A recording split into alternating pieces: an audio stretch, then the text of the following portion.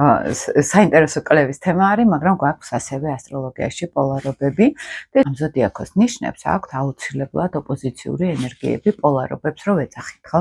მაგალითად, როდესაც ვერძის ზოდიაქოსზე საუბრობთ, ავტომატურად აქტიურებს სასწორის ენერგიას. გვეცნობიერში ეს მთლიანობას ქმნის საბოლოო ჯამში.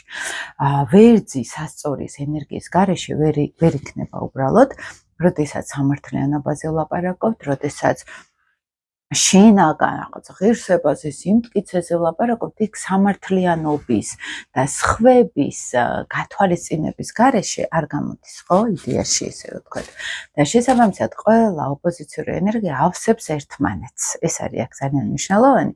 არის როგორც ასტროლოგიური პოლარობები, ესე კარმული პოლარობები არის ჩვენში.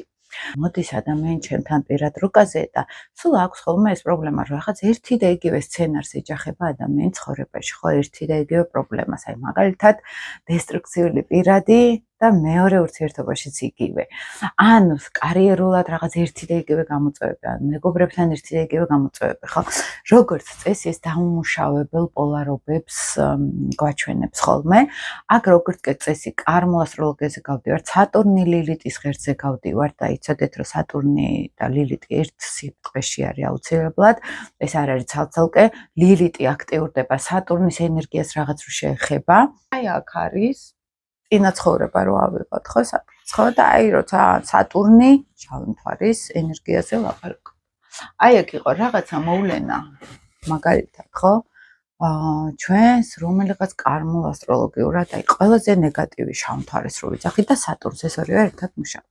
აი აქ მოხდა რაღაცა ძალიან ცუდი. მოდი ესე ვთქვათ, ბიბლიური კუთხით რო ვთქვათ, დაცემა მოხდა სულის, ხო? სადღაც ჩაეშვა დესტრუქციაში, ნეგატივში და ნუ ეს ეძახის რელიგია ამას ამპარტავნება, ეგო და ასე შემდეგ ამას ეძახის. აი ამ ყველაფერს და აი ამაში ჩაეშვა ადამიანი, ხო? შემდგომ ხდება მეორე პოლუსში გადასვლა. მაგალითად იყო მონსტრი ადამიანი, აი აქ, ჩვეულებრივი მონსტრი, რომელიც ყველას კლავდა. იყო სასტიკი, იყო დაუნდობელი. მეორე ცხოვრებაში აი აქ იქნება აბსოლუტურად ამის ოპოზიციური ენერგია. შიშარა, ან დაუცველი ძალიან მაგალითად, ან სუსტი ფიზიკურადაც შეიძლება იყოს, რაც უფრო აქ ძლიერი იყო ფიზიკურად და ეს აძლევდა მონსტრობას, ან ძალაუფლება ქონდა, ფული ქონდა, მაგალითად ამით იყო ძლიერი, ან თანამდებობა ქონდა ლიტითხის რქის ვარიანტი რო ავიღოთ, ხო, ძალიან